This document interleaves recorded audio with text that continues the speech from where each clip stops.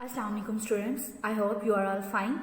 Today we will discuss objective part of chapter number 7 properties of matter. According to ALP, हम जो ALP में हमने topics discuss किए हैं, रीड आउट किया, उनकी प्रैक्टिसेस की हैं, हम उन टॉपिक्स की बेसिकली आज ऑब्जेक्टिव डिस्कस करेंगे कि अगर कोई टॉपिक है हमारे पास तो उसकी ऑब्जेक्टिव किस तरह से आ सकती है. जाहिर है एक्सरसाइज क्वेश्चन की तो ऑब्वियसली हमने उसको भी लर्न करना है, उसको भी प्रिपेयर करना है, लेकिन हम टॉपिक्स की जो ऑब्जेक्टिव एडिशनल होती है ना उसको प्रिपेयर करेंगे. तो हमारे पास है the first topic is that density. इसकी हमारे पास फर्स्ट ऑब्जेक्टिव इस तरह आ सकता है MCQ. Density of an object is defined as, आप इसका आंसर करोगे mess per unit volume.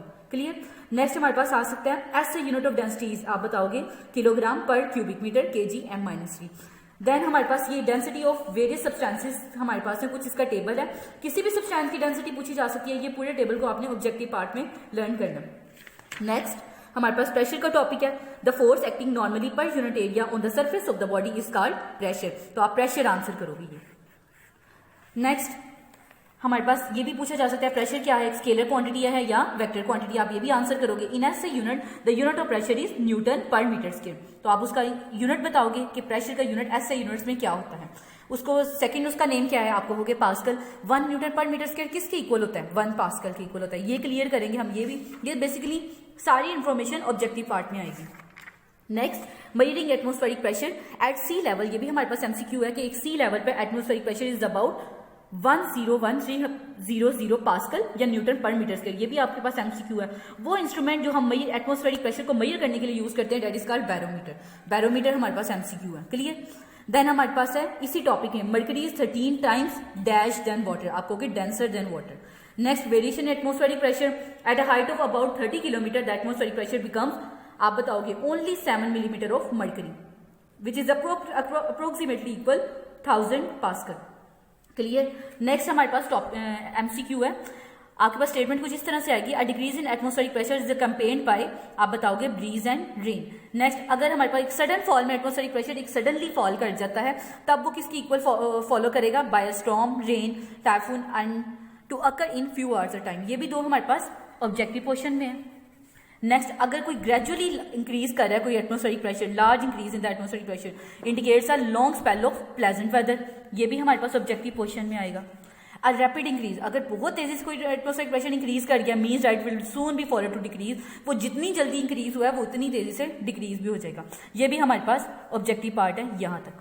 Next pressure in liquid, हमसे पूछा जाएगा the pressure of a liquid varies with, आप बताओगे डेप्थ ऑफ ए सेंटर. ये भी इसके हमारे पास MCQ है.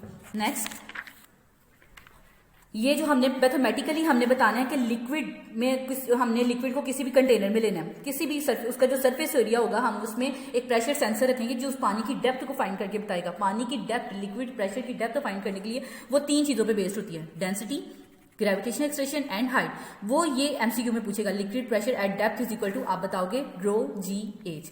देन पास्कल लॉ में आ जाते हैं. The force applied on the surface of the liquid increase the, आप बताओगे pressure at the surface of the liquid. ये भी हमारे पास MCQ में आ जाएगा.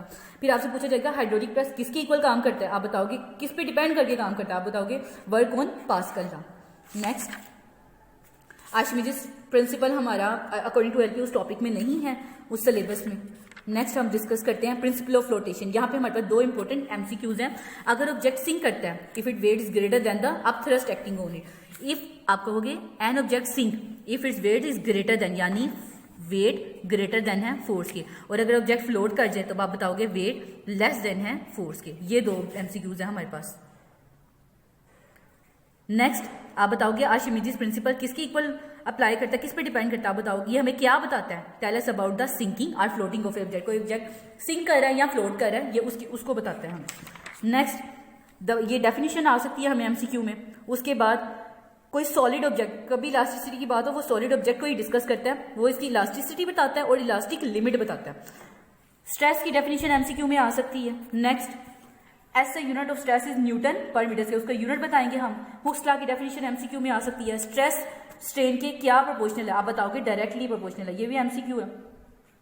व्हेन ऑब्जेक्ट अपनी कोई भी बॉडी अपनी ओरिजिनल लेंथ रिकवर कर लेती है, उसकी वॉल्यूम, शेप, सब कुछ एक फोर्स अप्लाई करने के बाद रिमूव हो जाता है, उसको हम अगर वो अपनी लिमिट क्रॉस कर दे तो वो क्या होगी, उसकी इलास्टिक लिमिट. ये भी हमारे पास MCQ में आएगी. नेक्स्ट यंग्स मॉडुलस की डेफिनेशन एमसीक्यू में आ सकती है। एंड इन द लास्ट ऐसे यूनिट पूछा जाएगा यंग्स मॉडुलस का, आप बताओगे Newton per metre square. And ये जो टेबल है हमारे पास, इसको भी हम ऐसे ही बताएंगे। ये हमारे पास किसी भी मटेरियल की यंग्स मॉडुलस पूछी जा सकती है, वो आप इस टेबल को भी ऑब्जेक्टिव में लर्न करोगे।